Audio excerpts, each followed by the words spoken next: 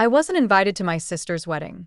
I found out while holding a paper plate of macaroni salad, standing between the lemonade table and a cooler full of beer. It was June, hot enough that the plastic forks bent when you tried to scoop potato salad. My aunt had just put on a Tracy Lawrence playlist, and someone's toddler was crying near the bounce house. It was my cousin Jenny who said it. She just walked over from the grill, flipping her hair out of her face with one hand, a hot dog in the other.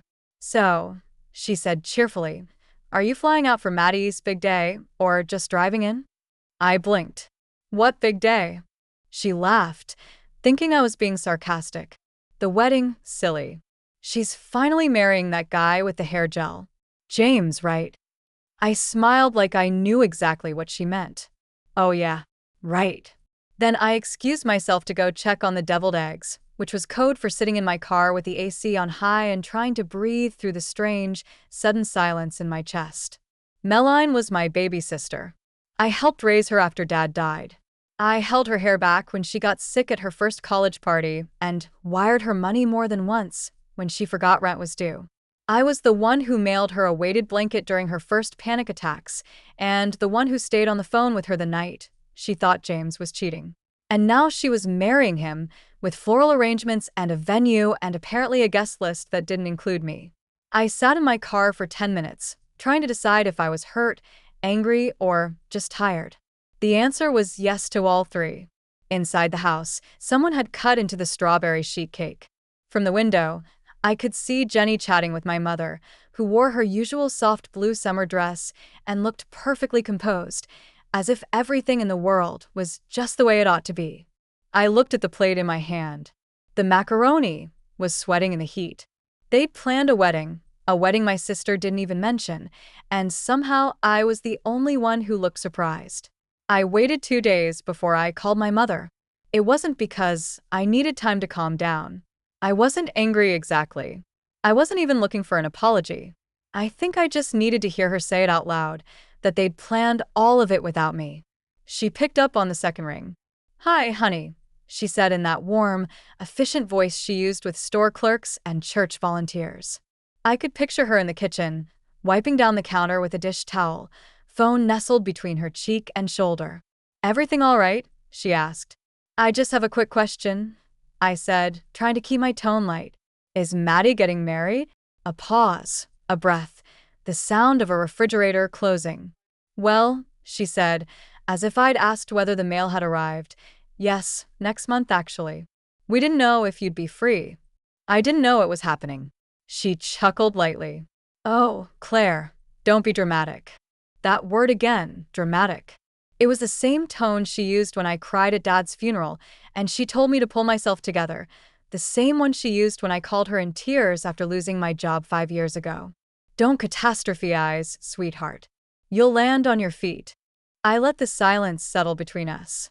"You know," she continued, "Meline really wanted something small. Just family." "I am family," I said. She sighed. "Yes, but you're always traveling, and these things get complicated. James's parents had a lot of input, and there were limited spots. You understand." I didn't, but I knew better than to say that. "You're not mad, are you?" she asked, suddenly softer. "I'm not sure what I am." Another silence. This one heavier. "Then we thought it would be easier this way. Less pressure on everyone. Easier." That was the word. It wasn't that they forgot me. It's that I was the easy one to erase. I told her I had to get back to work, though I wasn't working that day. She said, "All right, sweetheart." And just like that, we hung up. I stared at my phone for a long time. Then I opened my calendar, scrolled to next month, and looked at the weekend of the wedding. Nothing scheduled, no RSVP, no seat. I didn't slam doors or post anything online. I didn't call Meline to demand an explanation or draft a long, sad message no one would answer. Instead, I bought a ticket to Iceland. I didn't tell anyone. Not my coworkers. Not my neighbor, who usually brought in my mail when I was gone. Not even my friend Julia, who had stood beside me through 2 breakups and a layoff and knew my coffee order better than the barista. I just stopped answering things. That Friday, I submitted a vacation request to HR, packed a small suitcase, and left a single sticky note on my fridge. Gone. Don't wait up. The flight from Boston to Reykjavik was quiet. I didn't watch a movie. I didn't read. I stared at the flight map on the tiny seatback screen, a glowing white line arcing over Greenland like a scar. By sunrise, I was standing in a rental cabin carved into a hillside of volcanic rock, half covered in moss and silence. The lake outside looked frozen, even though it wasn't. The windows fogged over in the morning. The shower smelled faintly of sulfur. I loved it immediately. For 24 hours, I didn't check my phone. The second day, I took a walk down to the edge of the lagoon. There was a wooden bench, half buried in snow, and I sat there until I couldn't feel my hands. I took a photo. It wasn't perfect. I wasn't smiling, just a figure in a wool coat sitting by still water under a white sky. No caption, no tag, just the image. I posted it to my Instagram story.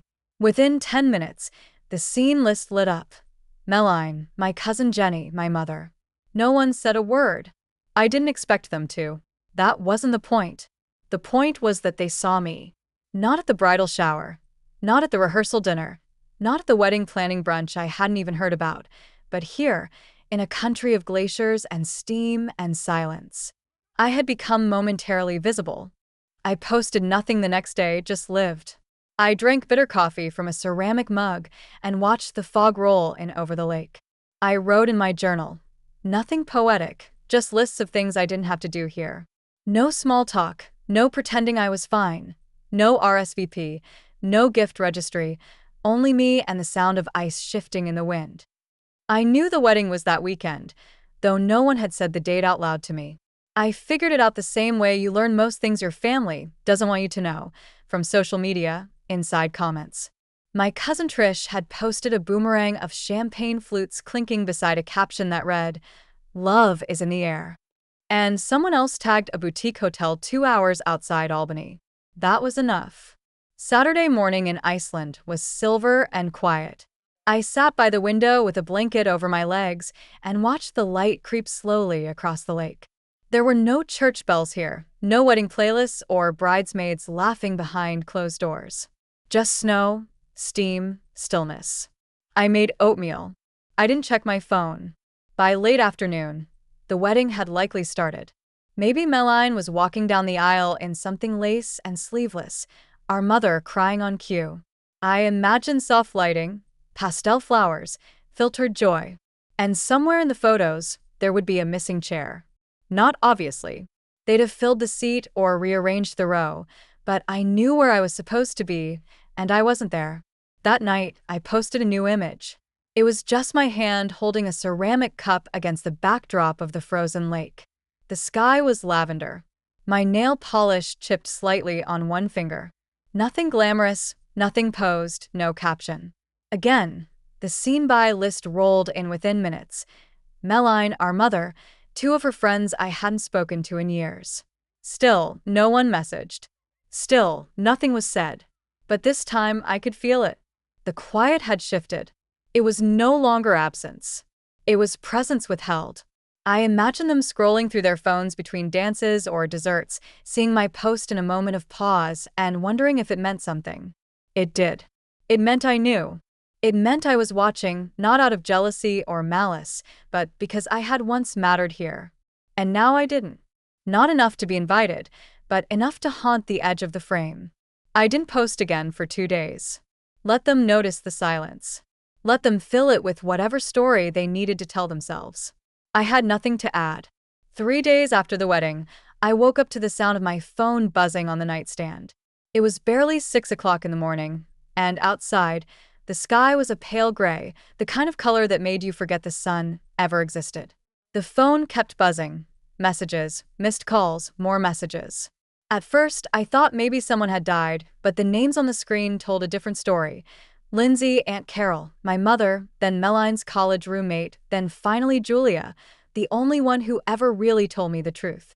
Her message was short. No greeting, no build-up. You need to see this.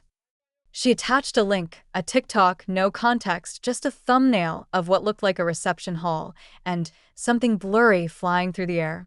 I hesitated. I wasn't sure I wanted to open it. I wasn't sure I wanted to know, but I clicked. The video started mid-chaos. Shouting, gasps, movement. A bridesmaid was screaming, not in joy, but fury, her voice cracking as she threw a bouquet across the room. Not in ceremony, but in rage. People were standing, turning, backing away. Someone knocked over a centerpiece. Glass shattered somewhere off-screen. Then the camera found Meline. She was crying, not delicate tears, but shaking, red-faced, mascara running. She was yelling something, though the audio was distorted. The voice that came next was clearer. "You were my best friend, Maddie, my maid of honor, and you were sleeping with him the whole time." The voice belonged to Rachel, her best friend since freshman year, the same girl who helped plan the bachelorette trip, the same girl who apparently had planned on marrying James herself. My stomach dropped. Another guest's voice, this one half laughing in disbelief, said, "That's the maid of honor." The camera panned just enough to catch James, frozen between them, hands raised like a man trying to tame wild animals. He said something no one caught. It didn't matter. The crowd had already started to move, guests whispering, grabbing coats, gathering purses. One woman walked out with her napkin still in her hand. The video ended with Meline sinking to the floor. I watched it twice. Then I turned my phone over and stared at the ceiling of my cabin. The wood beams creaked in the cold. Somewhere outside, a bird made a sound I couldn't name. The buzzing started again. Voicemails, missed calls, new texts piling on top of the old. No one said the words, but they didn't have to. "Please call me. Your sister's a mess. We need you home. Claire, please." By noon, I had a voicemail from my mother, her voice wobbling in and out like a radio signal from another life. In it, she said Meline wasn't eating, that the family was embarrassed, that people were talking. She didn't mention me being right. She didn't apologize. She didn't ask how I was. She just said, "We don't know what to do without you." I sat at the window, bare feet pressed to the cold floor, watching the lake ripple under wind. My phone buzzed again. This time it was from Rachel. Not a call, just a message. "I'm sorry you weren't there. You probably would have stopped me." She was wrong. I wouldn't have stopped her. I would have let the truth find its way in, just like I did. By early afternoon, my phone had stopped ringing and started pleading. The voicemails were no longer brisk or annoyed. They were softer now. My mother left 6 of them in under 3 hours, each one a little more afraid than the last. In the third, she was crying or trying to. Her voice cracked in places it never used to. "Claire," she whispered, "your sister is devastated. I don't think she's left her room since Saturday. We don't know what to say to her. We need you home. You've always been the strong one, the one who holds everyone together." That line again, the strong one, the one who knew how to carry things, who never asked to be carried. I didn't respond. Instead, I boiled water for tea and stepped outside, letting the steam warm my face while the wind cut through my sleeves. The sky above me was endless, low-hung, quiet. I took a photo of the horizon, faint pink light resting on the edge of a glacier, and posted it without a word. 5 minutes later, my phone buzzed. "She's not well. She keeps asking for you. Claire, please." Just 5 minutes. That one was from my father's sister, a woman who once told me after Dad died that older daughters are like extra mothers. I was 15. I watched the snow drift across the porch step and said nothing. That evening, a message came in from Meline herself. Not a call, just a text. "I know I hurt you. I didn't think it would matter this much. I thought you didn't want to be part of things anymore. Please, I need you. I don't know who else to ask." I stared at the message for a long time. Not because I didn't believe it, but because it was the first real thing she'd said to me in years. But it wasn't enough. Not after all the times she had taken my help, but not my presence.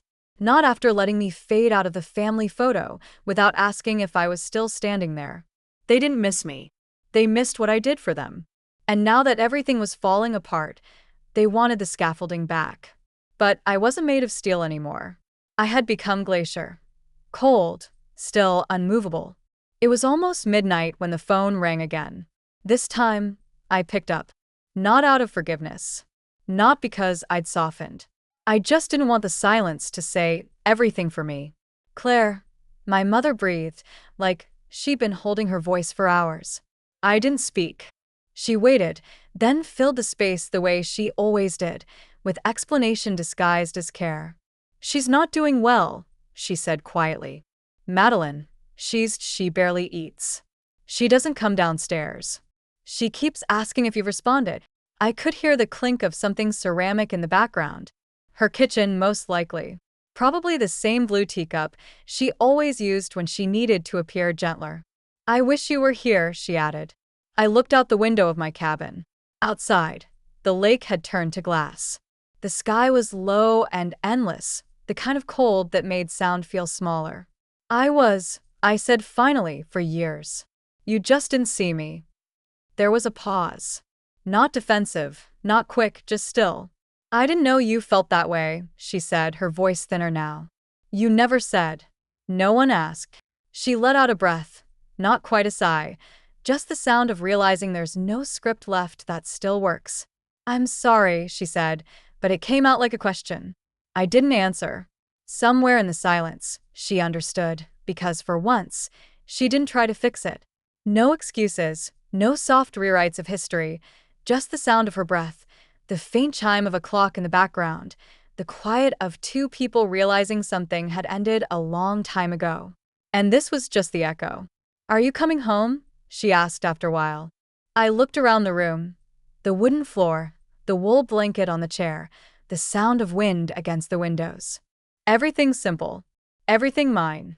No, I said gently. I think I'm finally home. We didn't say goodbye. We just let the call fade. I sat there a while listening to the quiet. It didn't hurt anymore. It didn't comfort me either. It just felt true. The next morning, I woke early. The cabin was still, the kind of stillness that doesn't ask anything from you. I wrapped myself in a thick sweater and stepped onto the back deck. The lake below was smooth as glass, reflecting the pale gold of a rising sun.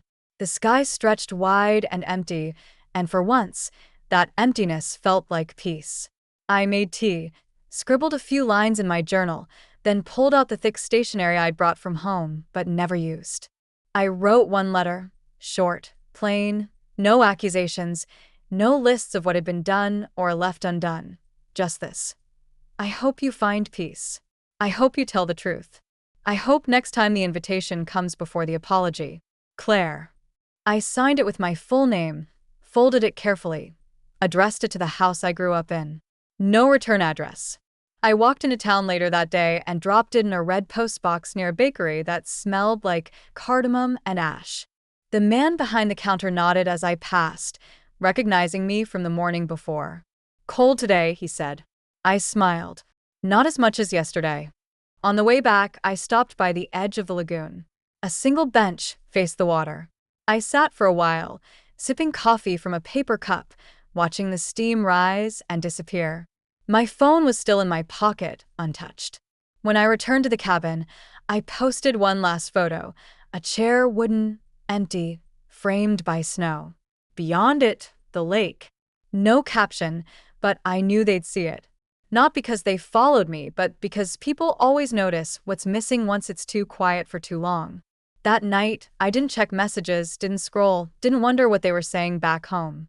Instead, I made soup, lit a candle, pulled a blanket across my lap, and read the same page of a book 3 times.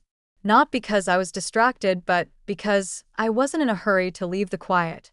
There was no victory in this, just clarity. No closure, just space. And for the first time in years, I didn't feel erased.